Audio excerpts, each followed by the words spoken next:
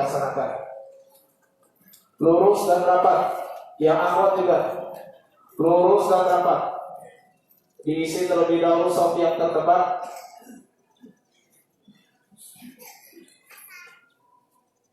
Lurus dan rapat.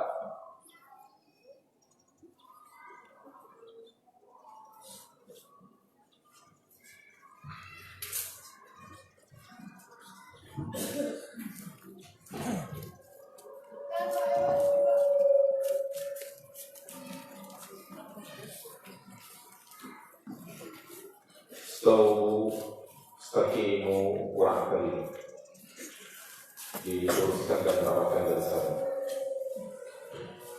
Tes.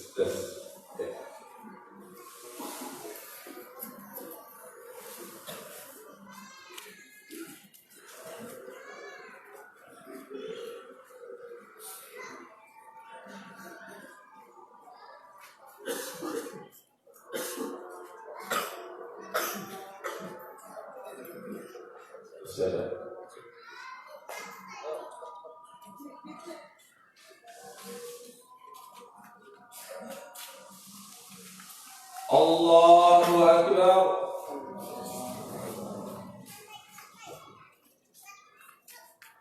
Allahu Akbar. Allahu Akbar. Allahu Akbar. Allahu Akbar. Allahu Akbar.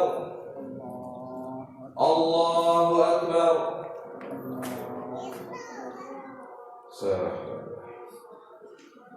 Alhamdulillahi Rabbil Alamin Ar-Rahmanir Rahim Maliki Yawmiddin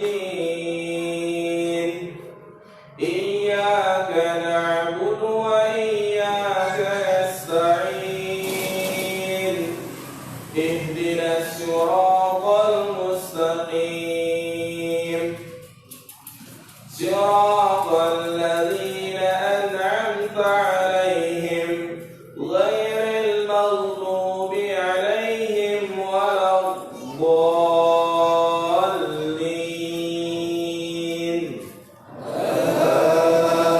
Amin.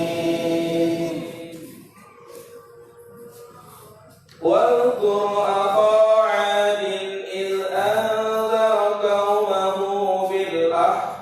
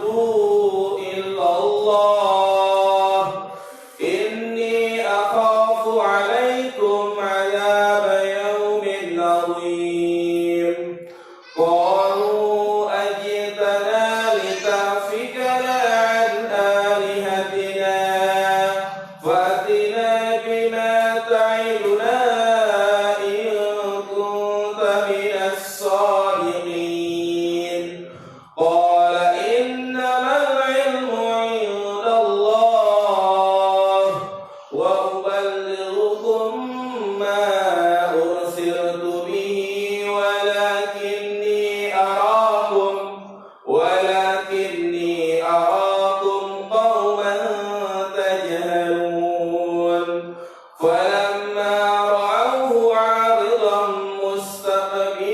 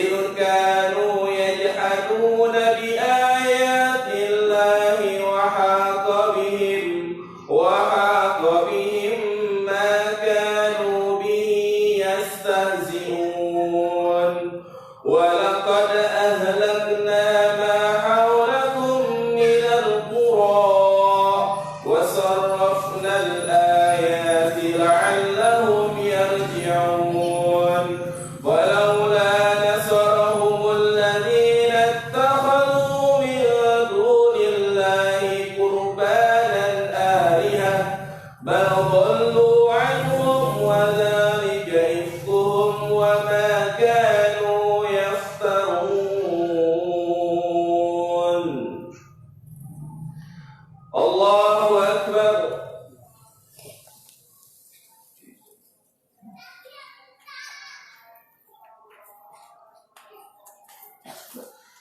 سمع الله لمن حمده.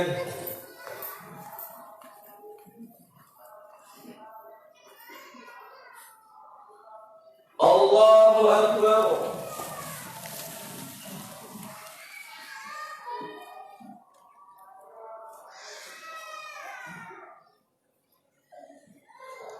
الله أكبر.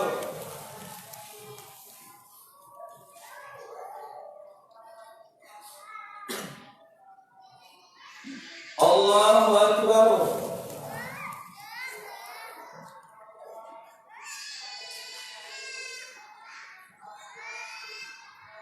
الله أكبر. الله أكبر. الله أكبر. الله أكبر. الله أكبر. الله أكبر. الحمد لله رب العالمين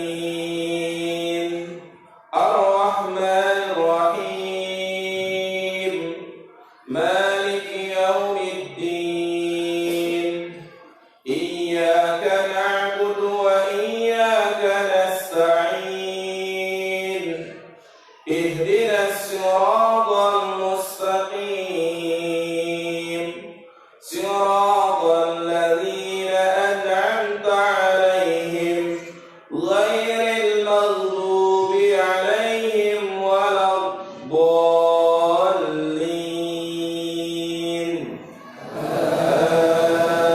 آمين. وإن صرفنا إليك نفرا من الجن يستمعون القرآن فلما حضروه قالوا أنصتوا فلما قضي ولوا إلى قومهم منذرين قالوا يا قومنا إنا سمعنا كتابا أنزل من بعد موسى مصدقا لما بين يديه يهدي إلى الحق وإلى طريق مستقيم يا قومنا أجيبوا داعي الله وآمنوا به يغفر لكم من ذنوبكم ويجركم من عذاب أليم ومن لا يجب داعي الله فليس بمعجز في الأرض وليس له من دونه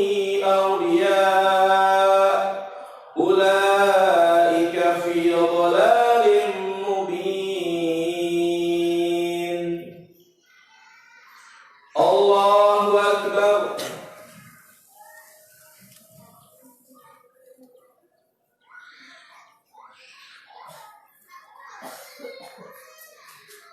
سمع الله لمن حمده.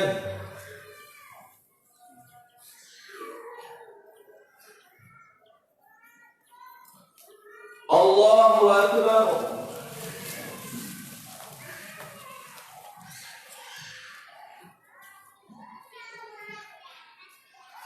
الله أكبر.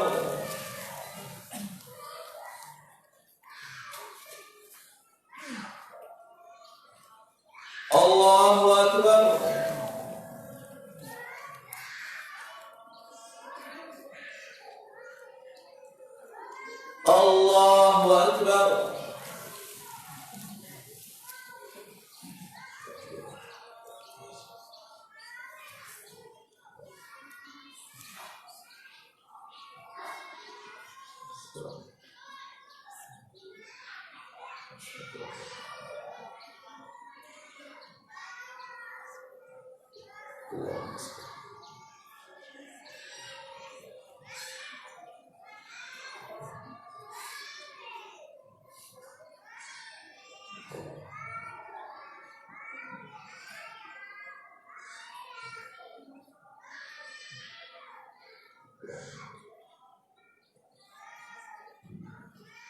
Assalamualaikum warahmatullah. Assalamualaikum warahmatullah.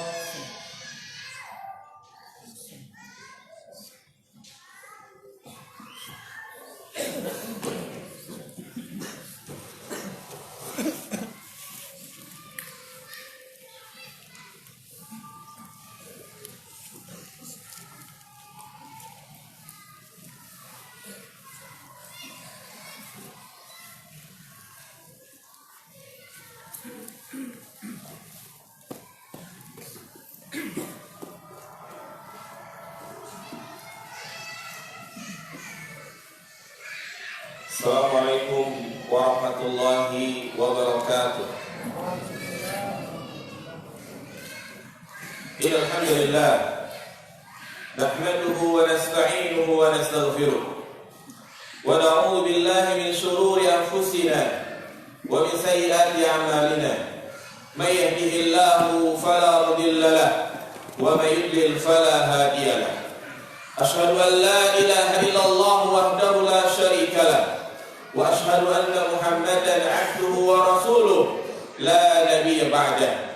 Allahumma shalli ala Muhammad wa ala ali Muhammad. Qala Allah ta'ala fil Qur'anil Karim, ya ayyuhalladzina amanu taqullaha wa qulu qawlan sadida yuslih lakum a'malakum wa yaghfir lakum dhunubakum wa may yuti'illaha wa rasulahu faqad faza fawzan 'azima. Wa qala an-nabiy sallallahu alaihi wasallam, fa inna asdaqal hadithi kitabullah wa khairal hadi hadi Muhammadin sallallahu alaihi wasallam wa syarrul umuri muhdatsatuha fa inna kulla muhdatsatin bid'ah fa inna kulla bid'atin dhalalah wa kulla dhalalatin finnar. Amma ba'du, ayyuhal ikhwah, a'azzani Allahu wa iyyakum jami'an. Jamaah salat Idul Adha yang dimuliakan Allah Subhanahu wa taala. Alhamdulillah, senantiasa dan tidak henti-hentinya kita memuji dan bersyukur kepada Allah Subhanahu wa taala yang telah banyak memberikan nikmat dan karunia kepada kita semua, terutama nikmat iman Islam, nikmat taufik hidayah, nikmat sehat walafiat, sehingga di pagi yang indah dan cerah ini kita bisa dikumpulkan di tempat ini untuk mensyiarkan salah satu dari syiar Islam, yaitu salat Idul Adha. Allah Subhanahu wa taala mengatakan, wa may yu'azzim sya'airallah fa innaha min taqwal qulub. Barang siapa yang mengagungkan syiar Allah, maka itu timbul dari ketakwaan hati seorang hamba. Jemaah salat Id yang dimuliakan Allah Subhanahu wa taala,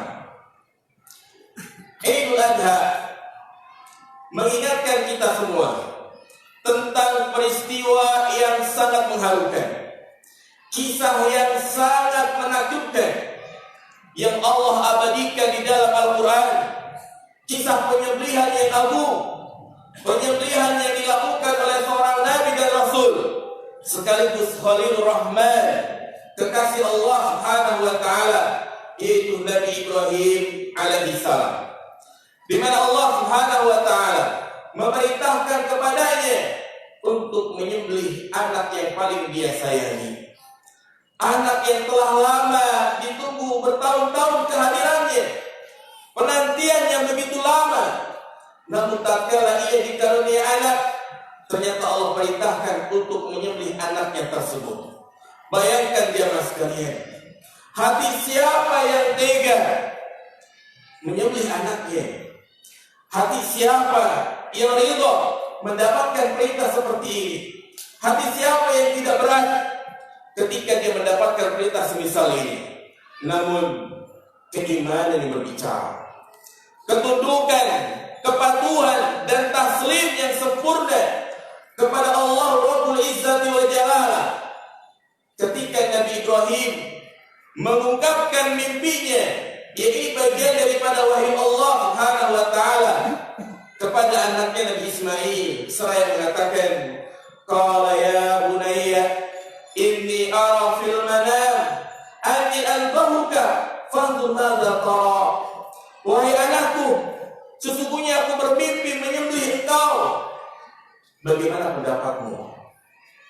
Mendengar ucapan ayahnya ini, Nabi Ismail pun menjawab dengan jawaban anak yang soleh, dengan jawaban orang yang berbakti kepada orang tuanya, dengan jawaban yang penuh dengan ketakwaan dan keimanan.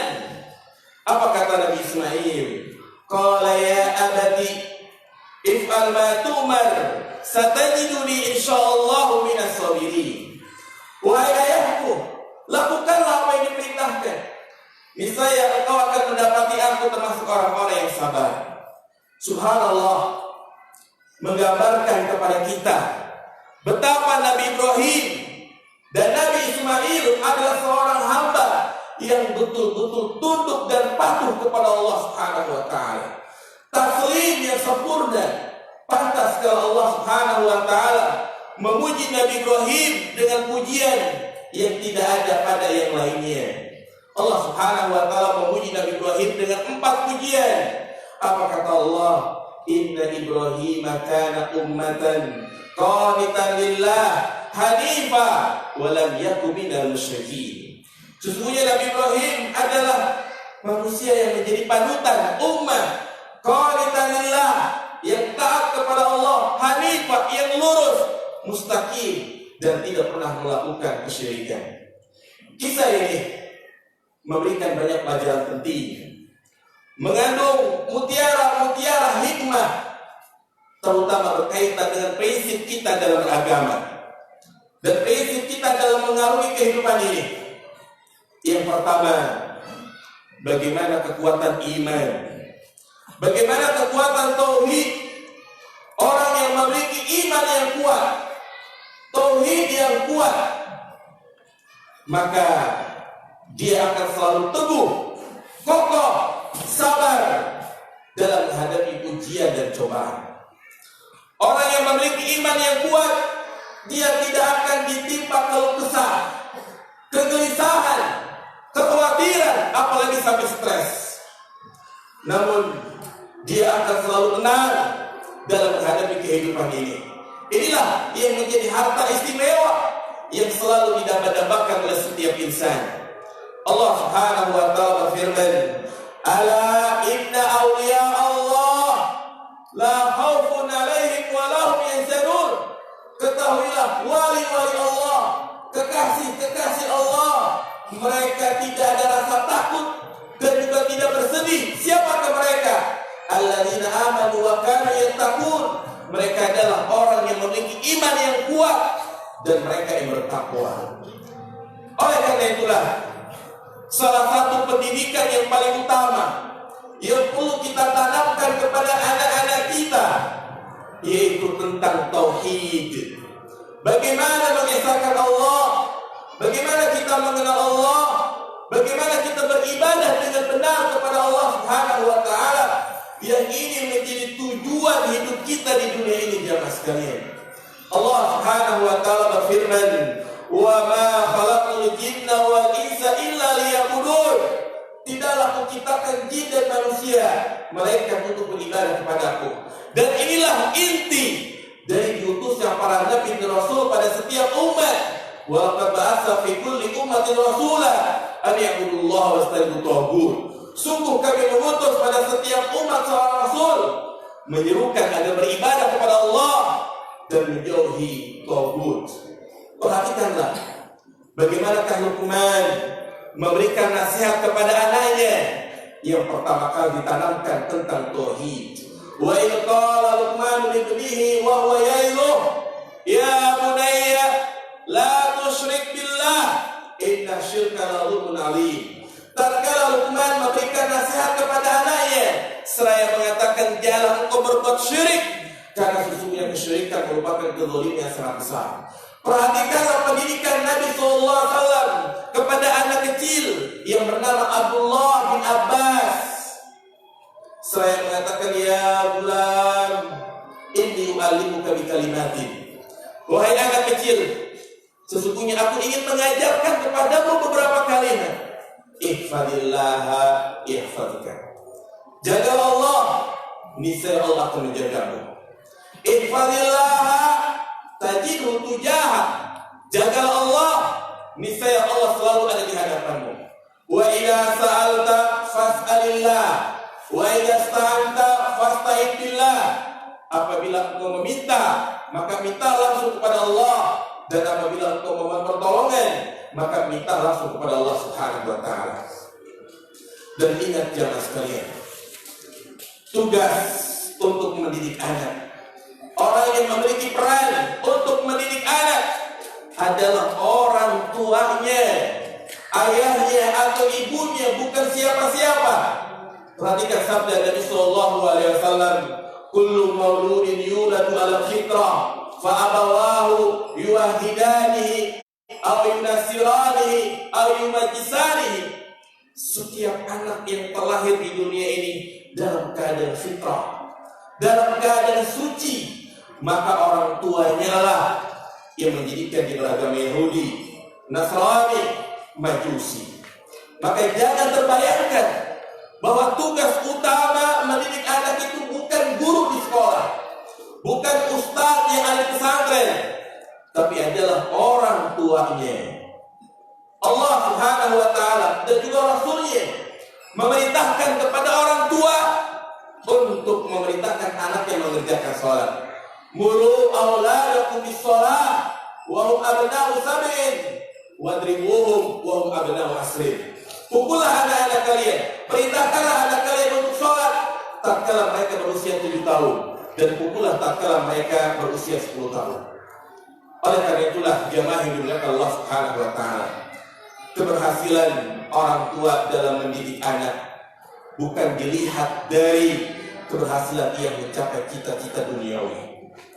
Tolak ukur keberhasilan orang tua dalam mendidik anak bukan dilihat dia bisa masuk ke perguruan tinggi negeri, bukan mendapatkan gelar S1, S2, tidak. Tetapi keberhasilan orang tua dalam mendidik anak, bagaimana anaknya itu lebih dekat kepada Allah Subhanahu wa taala, bagaimana bisa beragama dengan benar, beribadah dengan taat dan yang lainnya. Inilah yang menjadi tugas utama bagi orang tua. Ya ayyuhalladzina amanu qu anfusakum wa ahlikum nar. Wahai orang-orang beriman, jagalah diri kalian, keluarga kalian dari api neraka. Kemudian faedah yang kedua yang bisa kita petik dari kisah Nabi Ibrahim dan Nabi Ismail, bahwa seorang yang menyatakan dirinya aslamtu lillah, seorang yang memeluk agama Islam, berarti dia harus betul-betul istislamu lillahi wahdah, berserah diri hanya kepada Allah Subhanahu wa taala dengan penuh ketundukan dan kepatuhan.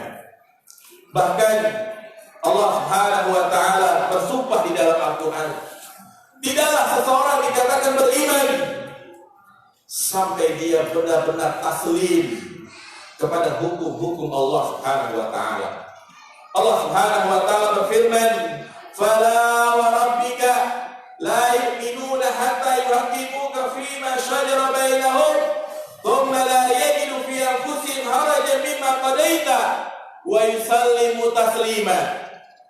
Tidak demi Rabbmu, mereka tidak dikatakan beriman sampai dia menjadikanmu ya Muhammad sebagai hakim, sebagai pemutus dari apa yang mereka perselisihkan.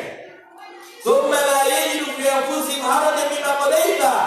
Yang kedua, mereka tidak ada rasa berat di dalam hatinya. Wa yusallimu taslima, dan mereka berserah diri dengan sempurna. Inilah ciri-ciri orang yang beriman. Oleh karenanya, muslim yang sejati, orang yang beriman dengan benar, mereka itulah yang menundukkan akalnya, hawa nafsunya, perasaannya, adat istiadatnya di bawah wahyu Allah Subhanahu wa taala. Apapun yang disampaikan atau dikabarkan oleh Allah dan Rasulnya, maka wajib bagi kita mengatakan shadaqna, kami membenarkan, walaupun itu tidak sesuai dengan akal kita, terutama yang berkaitan dengan kabar zat Allah, sifat-sifat Allah. Allah bersemayam di atas arsy, Allah memiliki tangan, Allah selalu turun di sepertiga malam terakhir. Maka kita wajib mengatakan shadaqna, kami membenarkan. Tidak boleh dia takyif membagaimanakan, tidak boleh dia melakukan tamsil, penyumpahan kepada makhluknya. Terkadang ada orang keliru dalam beragama, di mana ia ketika mendapatkan hadis yang tidak sesuai dengan akalnya, dia meneliti dulu. Kemudian setelah meneliti, kalau ternyata benar, maka baru dia imani. Maka ini prinsip yang salah. Kita dalam beragama, dalam mengimani dulu, baru menganalisa. Kalau seandainya hadis tersebut sesuai dengan analisa kita, maka hendaklah hal ini menambah keimanan kita. Dan juga apapun yang diperintahkan oleh Allah dan Rasulnya, wajib kita mengatakan sami'na wa ata'na. Kami mendengar dan kami mentaati.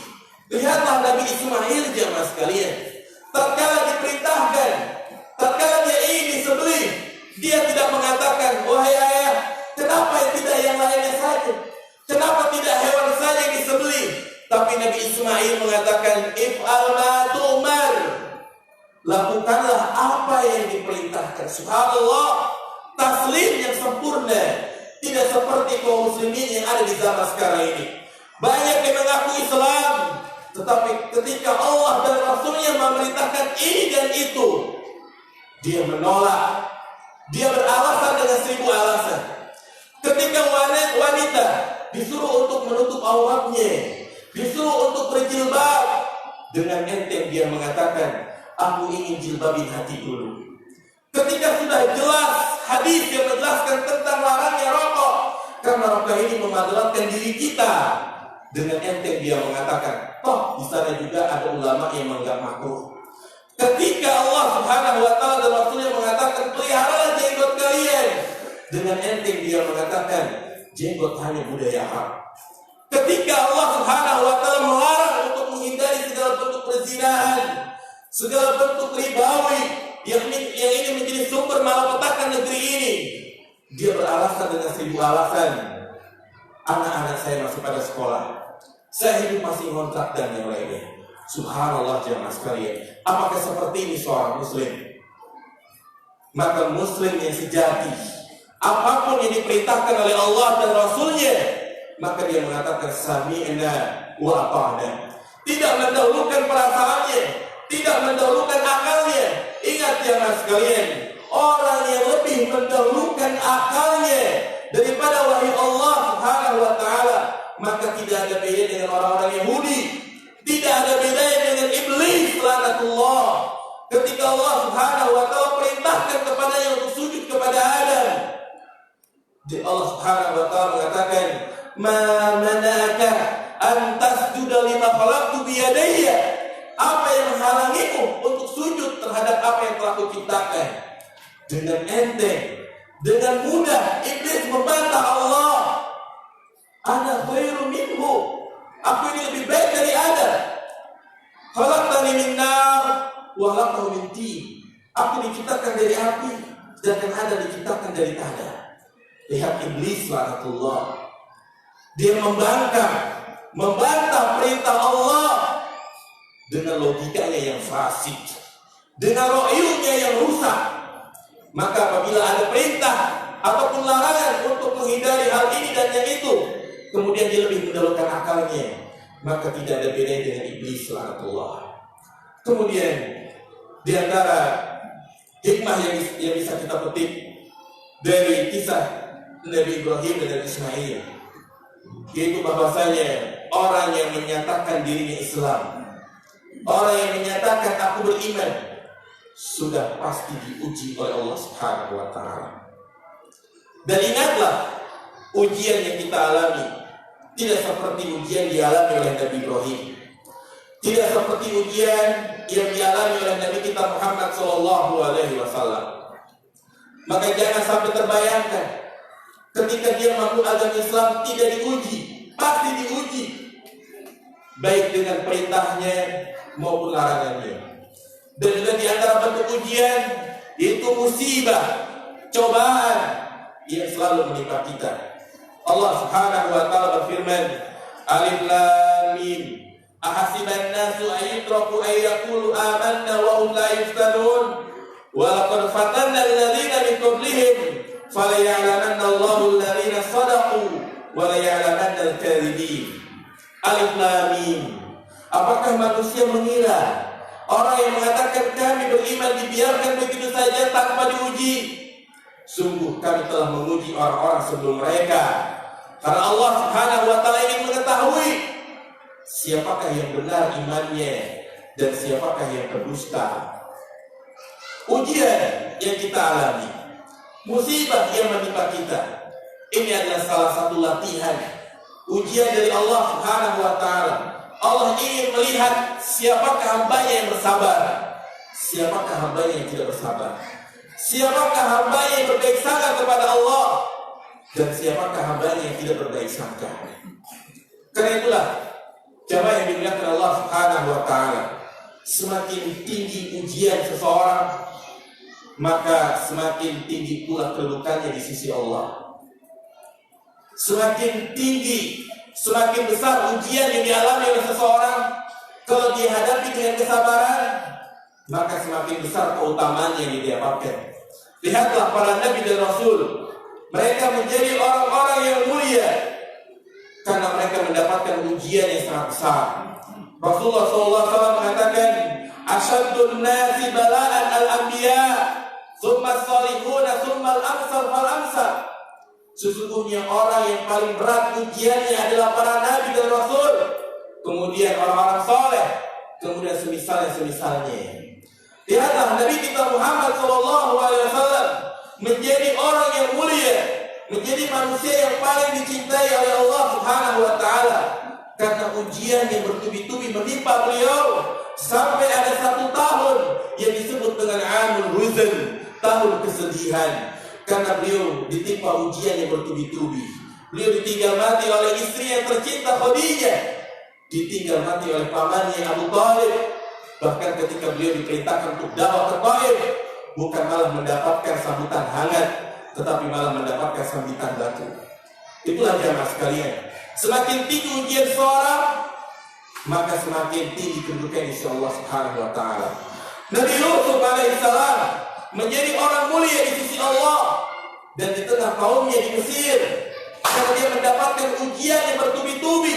Sejak kecil dia sudah diuji, dipisahkan dari orang tuanya, diceburkan ke dalam sumur, kemudian setelah itu diangkat, bukan dikembalikan kepada orang tuanya, tapi malah dibawa ke Mesir. Dibawa ke Mesir, dijual menjadi budak. Ketika menjadi budak, dia difitnah, dituduh berzina, dituduh memperkosa, akhirnya dia pun dijebloskan ke dalam penjara. Subhanallah jemaah sekalian, ujian yang bertubi-tubi sehingga menjadikan Nabi Yusuf menjadi orang yang mulia. Karena itulah, tidak ada orang yang beriman di muka bumi yang tidak diuji. Kadang ada orang yang hartanya berkecukupan, namun ternyata dia belum juga punya anak. Kadang ada juga hamba yang berkecukupan, punya anak, tapi ternyata istrinya nusyuz, yaitu membangkang kepada suaminya. Kadang ada istri yang soleha, tapi suaminya yang dayus, yaitu yang tidak memberikan rasa kecanduan terhadap istrinya. Inilah jamaah sekalian, karenanya setiap ujian yang menimpa kita, hendaklah kita selalu berbaik sangka kepada Allah Subhanahu wa taala. Karena Allah mengatakan, wa asa an taqra'u syai'an wa huwa khairul lakum. Bisa jadi sesuatu yang kalian tidak senangi itu merupakan kebaikan bagi kalian semuanya. Itulah jemaah yang dimuliakan Allah Subhanahu wa taala yang bisa kita sampaikan tentang kisah dan juga pelajaran penting dari penyembelihan Nabi Ismail alaihissalam. Dan tentunya Allah Subhanahu wa taala tidak mengganti Nabi Ismail dengan seekor domba, tapi ini menjadi ujian bagi Nabi Ibrahim dan juga bagi Nabi Ismail. Demikian ayyuhal ikhwatu fillah, semoga kita semua yang selalu diberikan keistiqomahan dalam beragama. Semoga kita semuanya diberikan ketundukan dan kepatuhan kepada Allah Subhanahu wa taala. Dan juga kita doakan untuk saudara-saudara kita yang tertimpa musibah, bencana, malapetaka seperti yang ada di Lombok, yang mereka diguncang gempa sehingga banyak korban yang tewas, ribuan orang terluka, ratusan ribu orang kehilangan tempat tinggalnya. Maka hendaklah kita mendoakan mereka atau juga memberikan pertolongan kepada mereka, karena ujian seperti ini merupakan bukti di mana rasa persaudaraan kita sesama muslim. Kalau dia tidak merasa sedih atas musibah yang menimpa saudaranya itu, maka keimanannya perlu dipertanyakan. Apabila dia malah bahagia, justru ini adalah orang munafik. Ketahuilah jemaah sekalian, Rasulullah SAW mengatakan al-mu'minu lil-mu'mini kal-bunyani yashuddu ba'du ba'dha. Seorang mukmin dengan mukmin lainnya itu seperti bangunan yang dia saling menguatkan. Hendaklah kita memberikan bantuan kepada mereka, baik itu berupa pakaian, harta, ataupun yang lainnya. Kalau kita tidak mampu, setidaknya kita doakan mereka di waktu-waktu yang sangat mustajabah. Dan tentu musibah yang menimpa saudara-saudara kita ini sudah menjadi ketetapan Allah Subhanahu wa taala. Karena apa yang terjadi di muka bumi ini, baik itu musibah, malapetaka, gempa bumi, tsunami dan yang lainnya, semuanya sudah tercatat di Lauhul Mahfuz bahkan 50.000 tahun sebelum penciptaan langit dan bumi. Itulah yang bisa kita sampaikan. Subhanakallahumma wa bihamdika asyhadu an la ilaha illa anta astaghfiruka wa atubu ilaik. Assalamualaikum warahmatullahi wabarakatuh.